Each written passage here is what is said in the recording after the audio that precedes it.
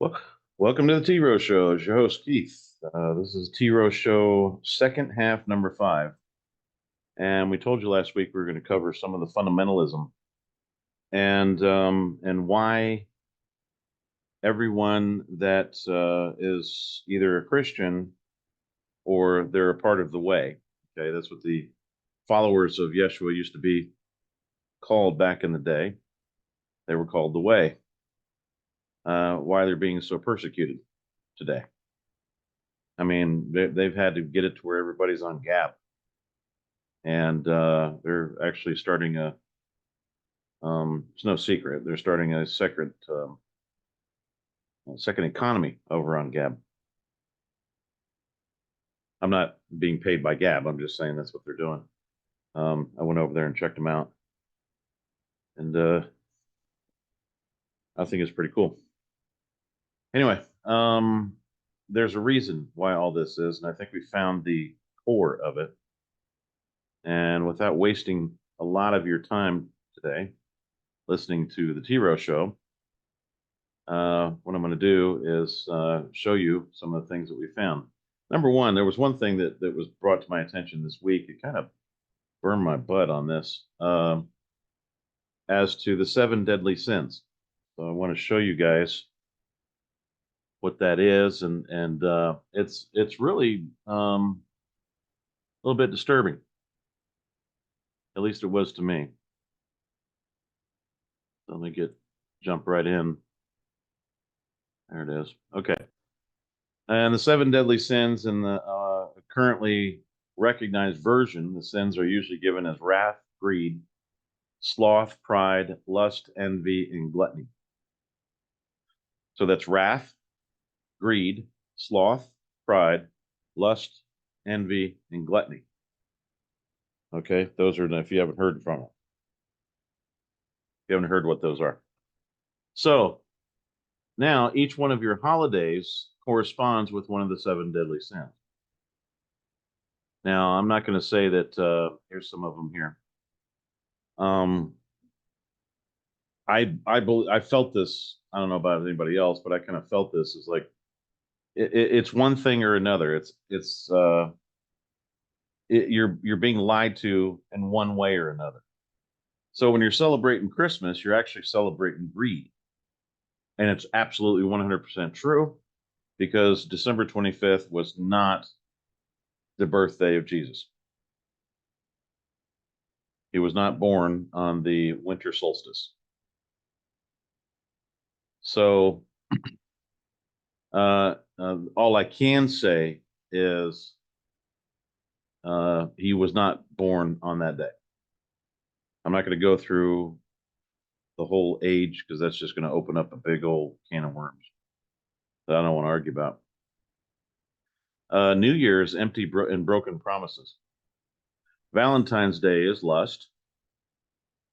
Okay, Mardi Gras apathy, should be heading into the Lenten disposition, but instead indulge in revelry beforehand.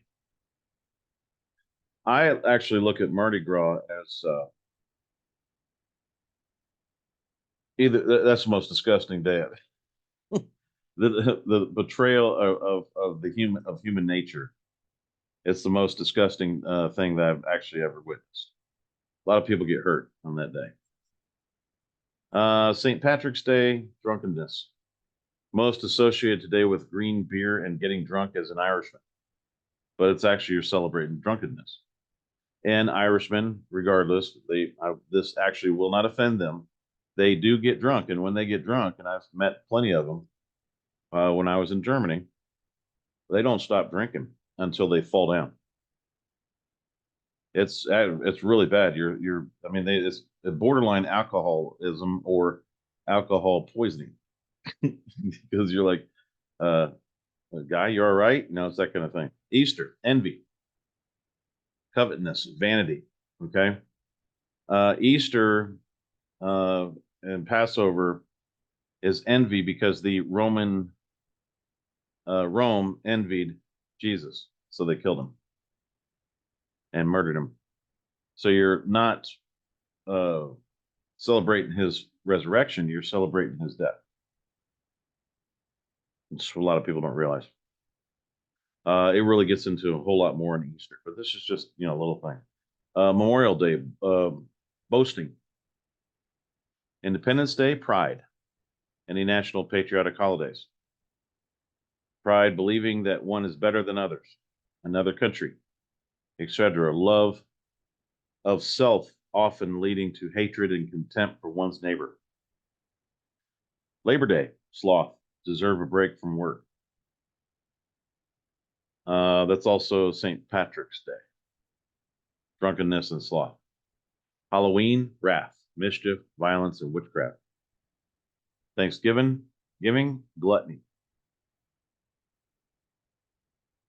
So that's what you were raised with. All of the holidays you are worshiping and celebrating the 7 deadly sins that are here you got. There's some more here. President's Day is idolizing men. Martin Luther King Day, the works of man. Mother's Day, mother worship. Sadie Hawkins is feminism. Groundhog Day is goddess worship. Oktoberfest is drunkenness. April Fool's Day, lies and trickery.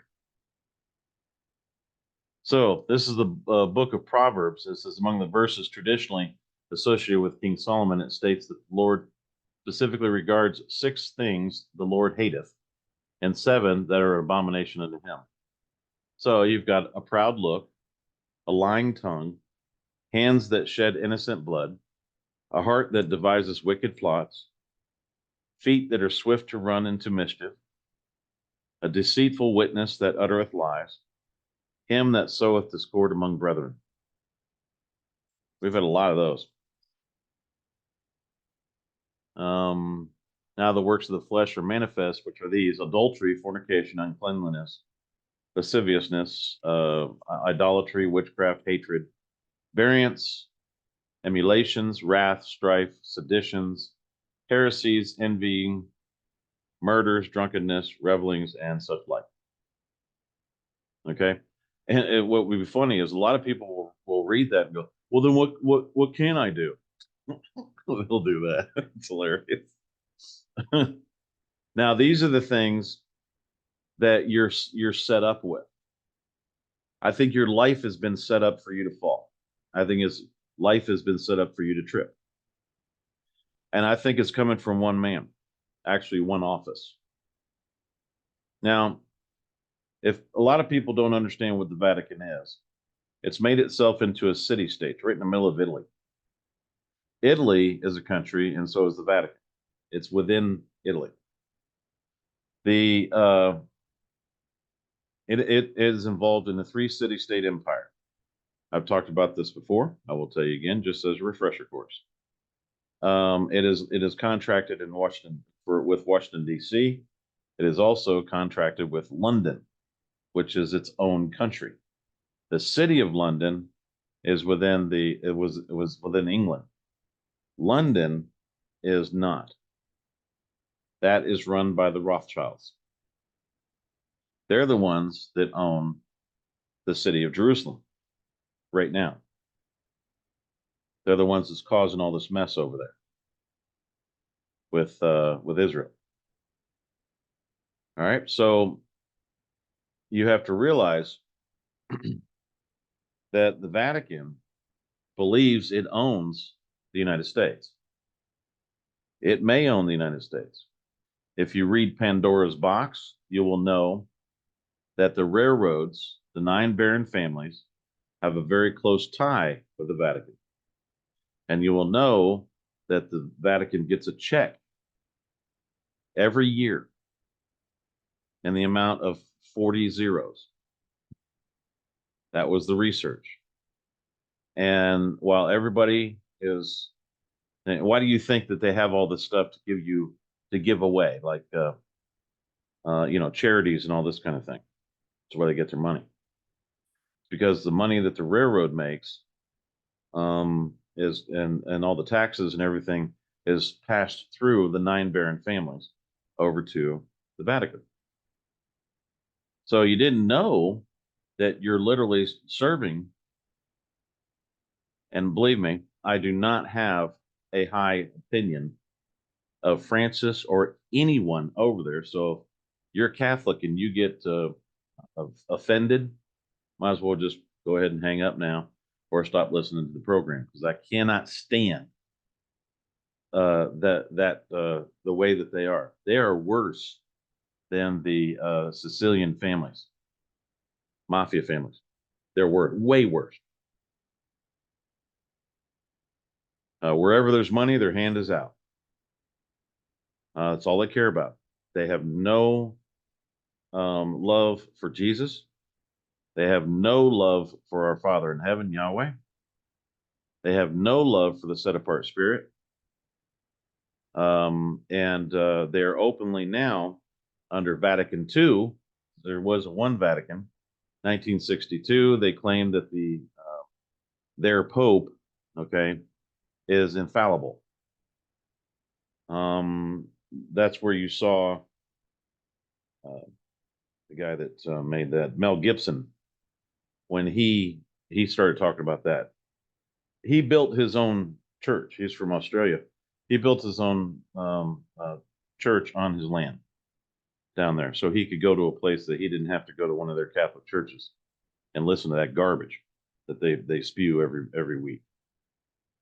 That's where a lot of the child trafficking is, and I'm talking about child trafficking in plain sight. I just don't have any respect in any way, shape, or form. And now even more, because we want to talk about fundamentalism and mysticism. Okay, there's a big difference between the two. And we will show you what it's all about, what's going on here in just a minute. So let's go ahead and stop this. I've got a video here. This man was saying things right in front of us that we did not really truly understand. When Francis came around, he came over to the U.S., it was specifically every 33 and a half years. The reason why I say that is because that's how old Jesus was when he was crucified, 33 and a half. And that's when you have the 4 different moons. It's incredible to listen to. Just type in moon phases and every 33 and a half years. And he showed up at that time. There were 4 separate moons. There was a full moon, and there was a blue moon, and all this other stuff. Okay. Harvest moon. And each day he was doing things, we were objecting at the same time. He was doing them, and he even answered us, because they said he's trying to put his butt on the seat of the Most High Yahweh by calling us his children. Number one, that's just a big old no. We objected to that. He's trying to put his butt on that seat, and he's still doing it, still trying to. And to get people to accept it, he says, he even is quoted as saying, well, you have a father in heaven and you have a father right here on earth. He's trying to put that in everybody's mind, that he's your father. Okay, folks, whether you believe that or not, whether you are or whatever, don't do that. It says right there, very simply, in the New Testament, call no man father. He can be a priest. There's nothing wrong with that. He can be a preacher. He can be a minister. Whatever it is that he wants to be. But he is not a father, spiritual. Just do what the New Testament tells you, okay?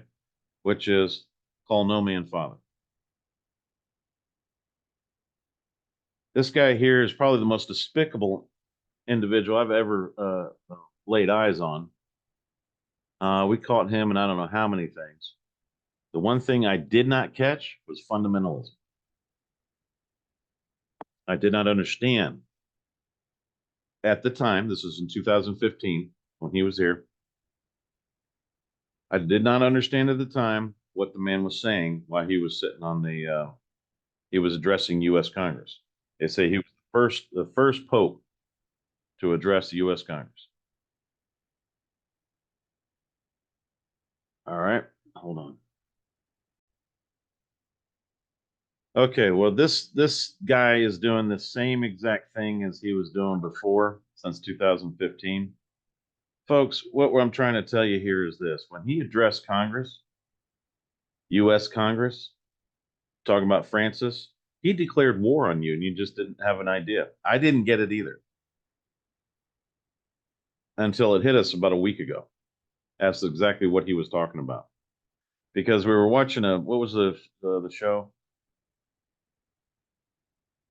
So the Seventh Congress? Or the Mystified? No. The Mystified. Mystified, right? Yeah. Okay, we sat through a 3-hour show. I never do that. Slept through some of it. We listened to it, but there was a lot of information in it. But at the end, it finally came to a point as to what's been going on, and the show finally made its point. Okay, which was I did not realize the Vatican was at war with fundamentalists. Okay, now fundamentalism is fairly easy to talk about. It's a form of a religion, especially Islam or Protestant Christianity. Now, if anybody knows anything about Catholicism, the Protestant movement, which were protesters of the Vatican, the Vatican's been a pain in the butt ever since it existed. Okay, basically, it's man's church. It has nothing to do with Jesus, nothing to do with our Father in heaven, nothing to do with the set apart spirit. Absolutely nothing.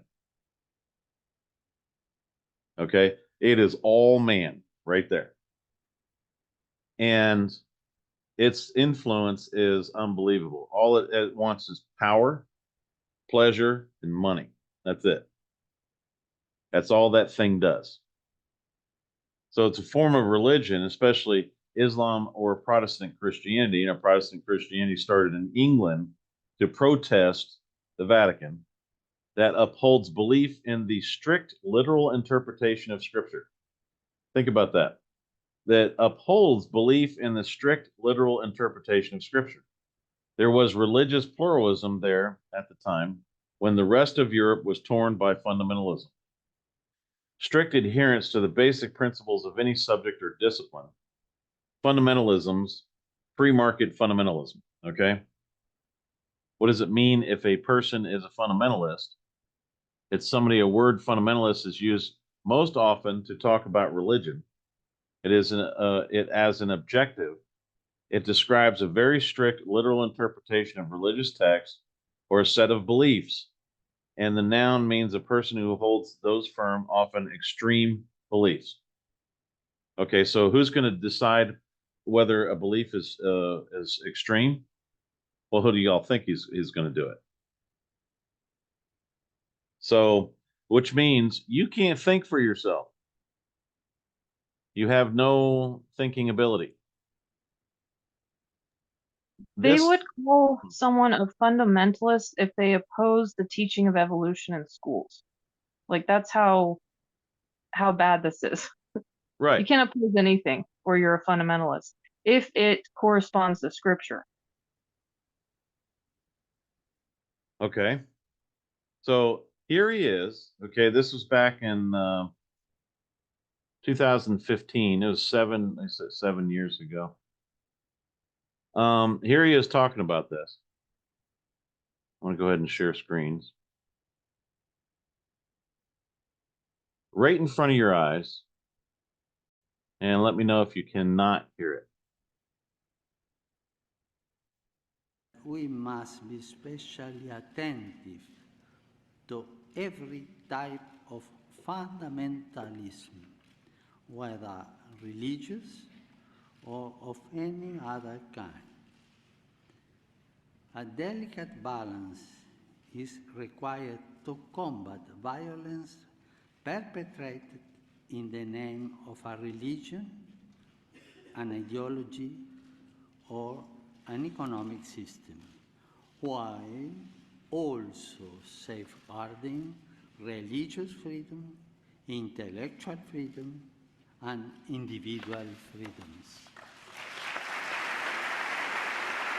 So each and every one of them start clapping. Okay. All those dummies in there think that he was just speaking out against violence. Are you going to let the What greedy about the companies and their Crusades? crazy high? Okay. What about all the things that the Vatican did back in Jerusalem? What about the Templars? What about their whole history? That's all they are. They've been fundamentalists for a long time. Then they turned over to Vatican II. And Vatican II, which is what Francis has done, now he's talking about mysticism. So he recreated the whole church, then made an enemy out of their former organization called Catholicism. Yeah, that's what they did. This all right in front of you.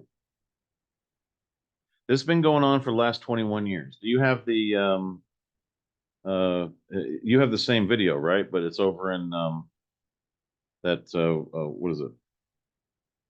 I have a different Kazakhstan? video. Yeah. Here, Okay, let me go ahead and show that.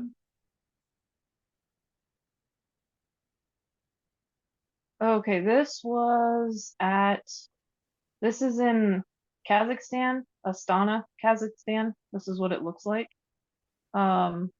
It's called the Seventh Congress of Leaders of World and Traditional Religions. That's obviously Pope. This symbol, before I play this little clip, this symbol right here was used by Constantine for his military. It's a military symbol. They say it represents the embodiment of Christ, but he used it as for war, basically, like coming in under the guise of Christianity, to get support from believers. But yeah, that's what that symbol is. And then I think it's about a minute. And minds clear. It looks to us for an authentic religiosity. It's time to realize that the fundamentalism defiles and corrupts every creed.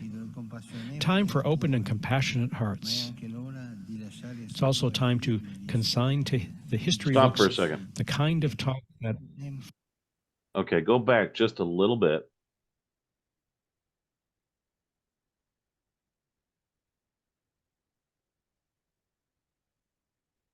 clear. Dear brothers and sisters, the world expects us to be examples of souls alive and minds clear. It looks to us for an authentic religiosity. It's time to realize that the fundamentalism defiles and corrupts every creed. Time for open and compassionate hearts. All right, stop. Okay, so he's saying that if you believe in the Bible and that's the word of God, he's saying that God himself is not compassionate and doesn't have an open heart. He's speaking out against Yahweh, our Father in heaven. And he's speaking out against his son, Yeshua. This man is the most anti-Christian Bible that's ever been around. He's saying we don't want to do fundamental. If you believe in the Bible, then you don't have an open and passionate heart. We need to be more loving and caring. So men are now more loving and caring than our Father in heaven is. Even though our Father in heaven gave up his son to save our sorry butts and all that, that doesn't matter. What matters now to him is that man should be worshiped, bringing in mysticism. That man is God and more loving and compassionate and caring. So you got a man right there that is completely and utterly afraid of hell. He's going to sit there and say hell doesn't exist all he wants. They know hell exists. He has already blasphemed the set apart spirit, so he knows where he's going. And it says in the New Testament that if you blaspheme the set apart spirit, there's nothing anybody can do for you. That Jesus cannot save you after that. It's over. You blaspheme. It's over. So that's just the way, the way things work there. So he's trying to lead 2 billion people into blaspheming the set apart spirit, following this jackwit directly into hell by blaspheming the set apart spirit. He knows that. And every man that knows that, I don't care what position they hold, I don't care how awesome they are, I don't care what kind of front they put on there, they are scared to death.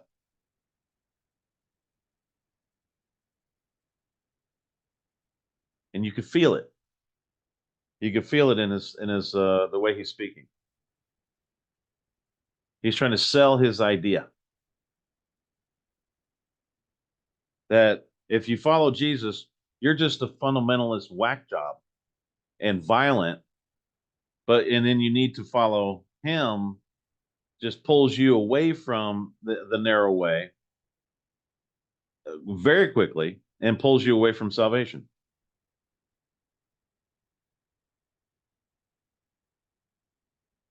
This literally is the false church in the world.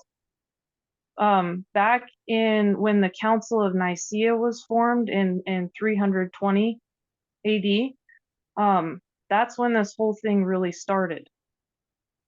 And they used the name of Christ to get people to follow them. And then they started mandates, like they mandated Easter on its specific day and merged pagan beliefs under the name of Christ.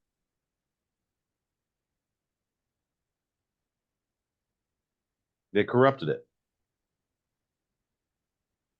And if you think we're crazy and nuts, you know how I care about what people think of me, because I'm always looking for there.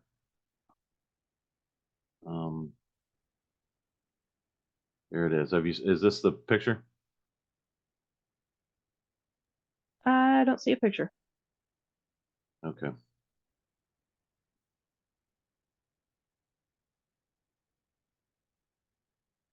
Go. Okay, this is what they've been saying. You're being warned right now.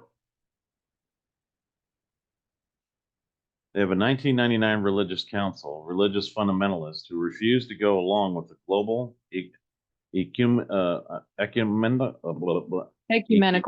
ecumenical. Let me say that fast 3 times. Movement are to be silenced. That's him. Okay. And you So had another one. ecumenical is relating or representing the whole body of a church. So they're speaking for all of the church in the world. And it's promoting a worldwide unity and cooperation. So they basically come in and like hijack the church, Jesus's church. Chief Engineer of Vatican II. Chief Engineer of Vatican II. This is what we're talking about. This is Vatican I. Now they created a Vatican II in 1962 or 3, when they started saying that their leader was infallible, means it could not be killed. The Christian of the future will be a mystic, or he will not exist at all. That's Carl, what was that, Rahner, Chief of Engineer of Vatican II. This is Benedict right here. The guy that always looked like he was dead, walking around like a walking dead, or he'd like died the day before. It was horrible. That guy was scary. That or he's being abused behind the scenes. Yeah, who knows, right? He has the black eye constantly. Okay, so those that are coming out, now you understand why the Christians ended up on Gab and off of Facebook. Now you understand why preachers are being beat up, arrested, if they're over there preaching against LGBTQ. The Pope figured out there's more money in the church and the church going that other way, the mystic way, than there is just strictly adhering to Christianity. Because remember, they used to say there was marriage only between a man and a woman. Now, all of a sudden, it's okay. Man, man, woman, woman. It's that now it's okay. Now they can bless them. They were fundamentalists. They stuck strictly with what it said, what the book said. But now they're not, and have declared war against you. If you're a believer, that's what they've done. So now it makes sense to it made sense to me. We figured this out a couple of weeks ago as to who's doing it, who's behind it, and what he's doing is by him saying these things, he's agreeing. He's changed sides.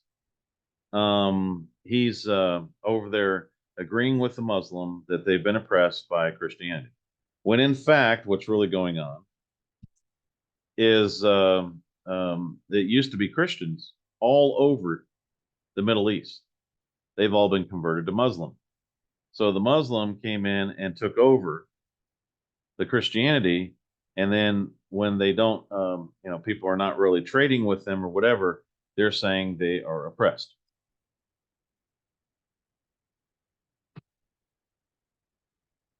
You see what I mean? That's like somebody saying, I attacked you, and then when they come back at me with an overwhelming force, I'm being oppressed. It's ridiculous, but they do that a lot.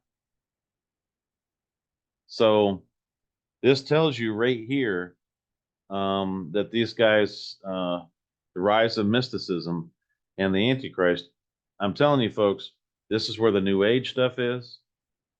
So the New Age is doing very well because they have probably the richest and the most powerful organization on their side now.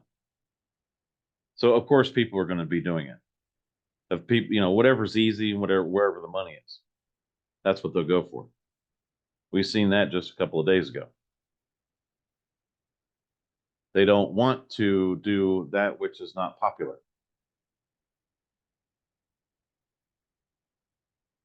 And what's happening is they're playing with eternity.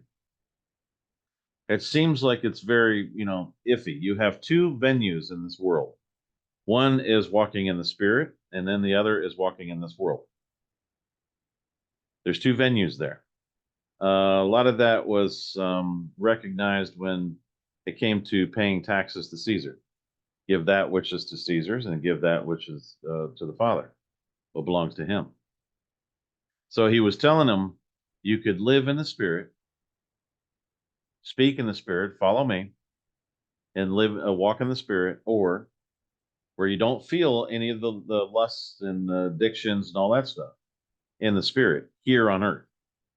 However, if you walk in the world, then you will feel all those things and you will succumb to them.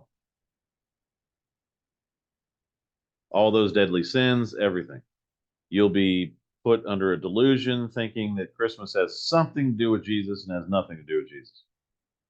The mystics put that together to make money because people go to church at Christmas, and that's when they get most of their donations. No kidding. They'll go once a year, give them a donation, have a good day. They've paid their homage and then walked away.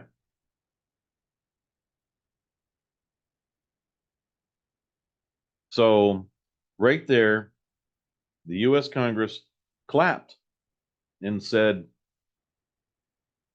thank you for waging war with us. Most conservatives are Christians. And the stupid Republicans are sitting there clapping to that declaration of war against them. I'm surprised Francis didn't break down and bust out laughing right there on his pulpit. Because that is a pulpit, by the way. That's what they call it. I know he's thinking, whoa, these people are dumb. They have no idea what I just told them. And he's been repeating that crap for a while. I don't think anybody really understands what they've been telling it, or he's been telling them. So what that means is the Muslims stop the suicide bombing because Francis has said, I will take over in wiping out the Christians. He also talked about the southern border being open. So we told him out of that newspaper, this is what's going to happen. Anything they damage, you're responsible. So the Vatican could possibly get an enormous lien against them for all the damage they've done to this country.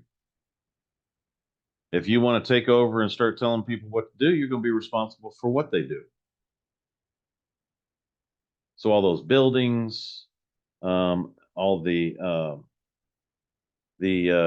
people that they hurt, all that, all the Antifa damages, all that stuff. That's all them. It's all on him because they are over there trying to claim that, oh, okay, we're gonna say your southern border is open, and so it's okay for immigrants to come in. You need to bring in the immigrants. Oh, you mean you need? So this is what they did. They brought in the military age men down south. So he's told all the Muslims, stand down, and I'm going to bring in all these other people under the guise of immigrants. The guise of immigrants means it's a horse that was built. It was very large, and they welcomed it in. And all the soldiers came out late at night when all of them were asleep and burned the whole place down. And that is what I believe we're headed to. But don't think that that's coming from imams. That is coming directly from Vatican II. Okay? Francis is most one responsible for all this.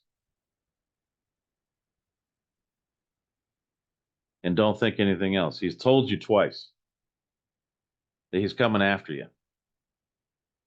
So that's when it comes down to, are you going to believe all the way till your head's chopped off, or are you going to fold and go into mysticism and deny the set apart spirit? That's what it's going to come down to. Once you blaspheme the set apart spirit, it's over. And once you deny Jesus, Yeshua, it's over. Once you deny Yahweh, it's over. It's over. You start blaspheming and saying, oh, that they're not really real, and then start going with Allah and going through mysticism and everything else. That's when it's over. You've just gone through the wide gate. Everybody that goes through the wide gate perishes. You went the easy way. You'll live for a little while. It's not a problem. You'll have your food and you'll be comfortable. You'll live in squalor like they want you to. Or you have a little tiny little apartment and everything, and your life will be easy.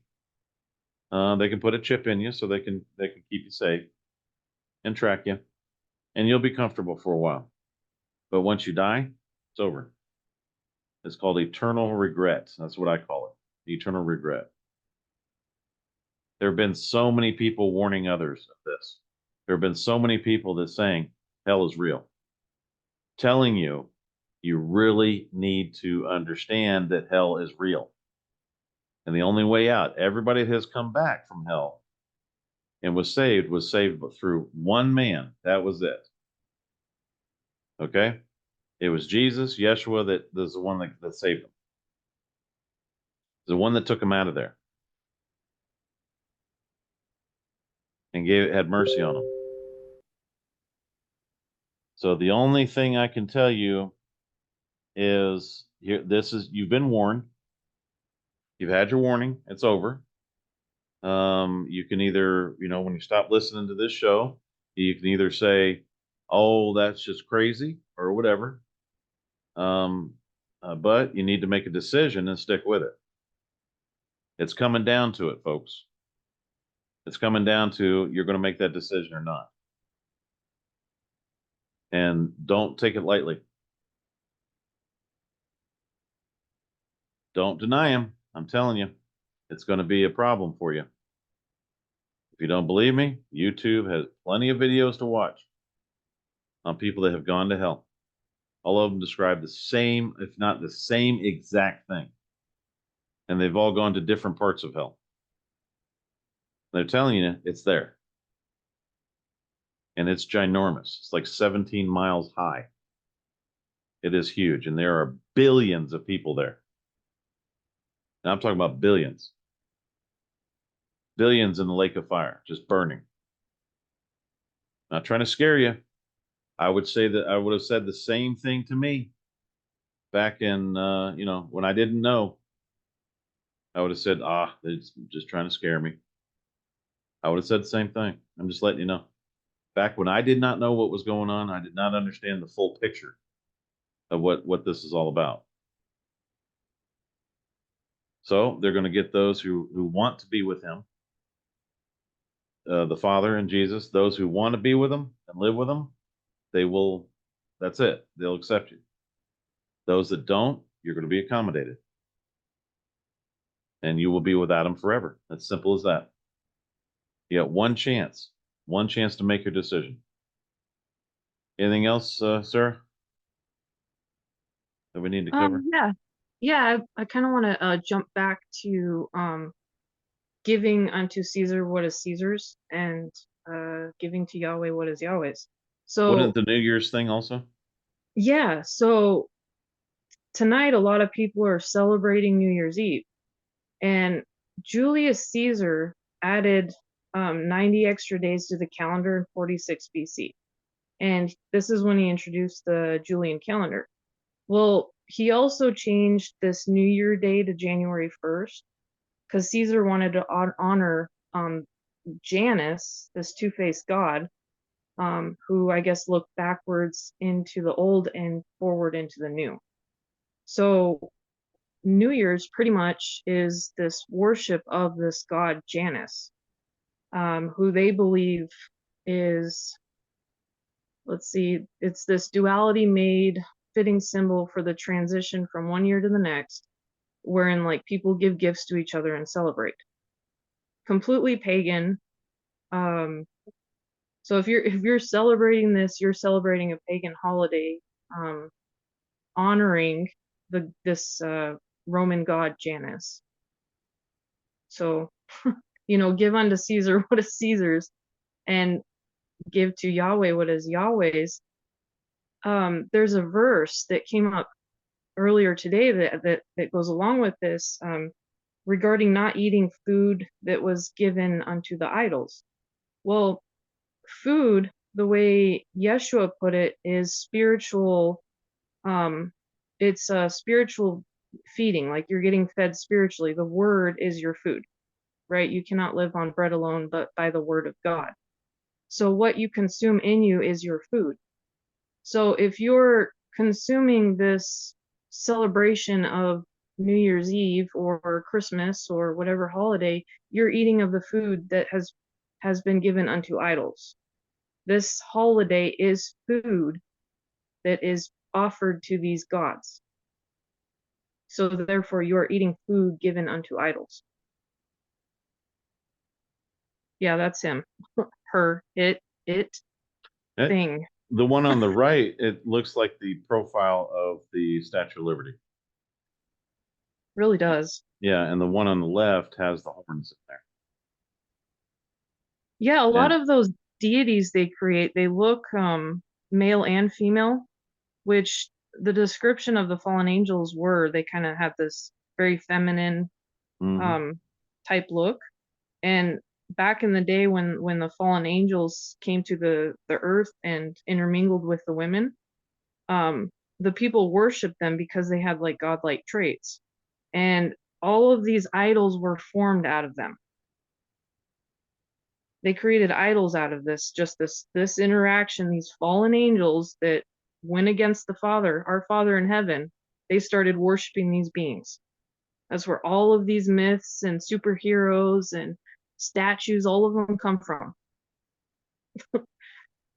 Not worth worshiping these people, these These entities. things. Yeah, these things. They're not what No, they say they are. what I see here is like 666. That's what I see. In the beard. Yeah, I could see that.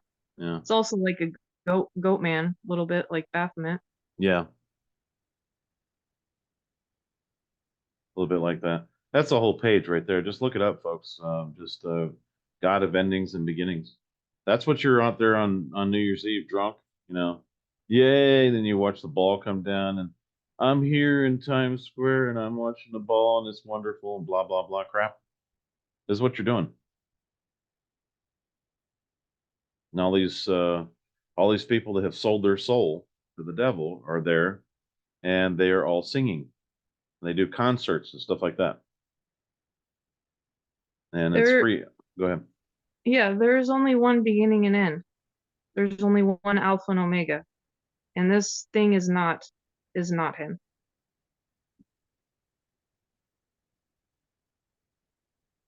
Yahweh is the only Alpha and Omega, the only beginning and end, the only one who knows the past and the future.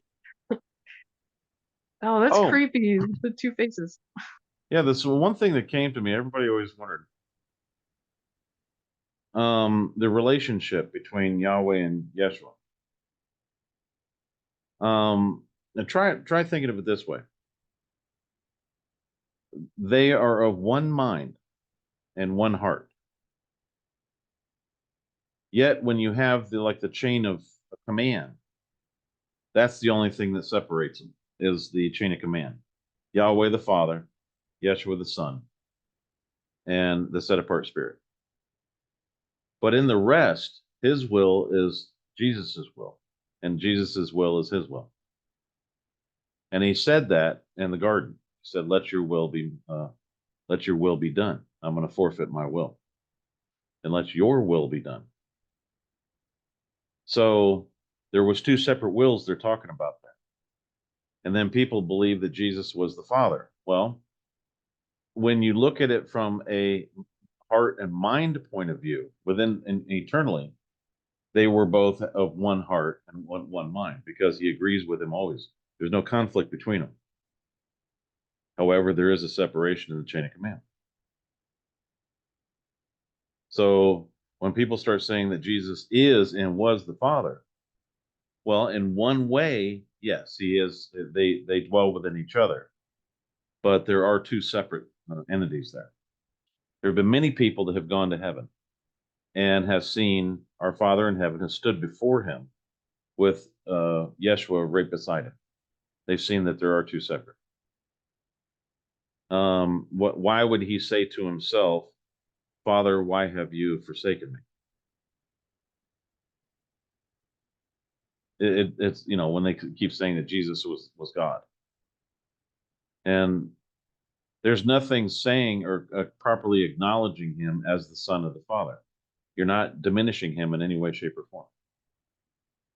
So, at any rate, if you ever thought of that, that's something that I've been looking at myself to find out what the difference is. Shared that with you. Is there anything else that we need to just talk about? No, I think we covered it all. Okay.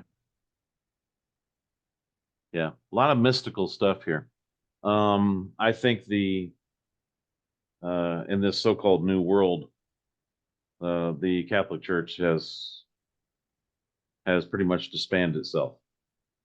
It is openly worshiping the devil, and it's an organization that you need to be aware of. They're not your friends. They themselves, I'm not proclaiming that. They proclaimed it. And your tax dollars have been going to them for a long time. Because the Vatican still believes it owns everything, including you.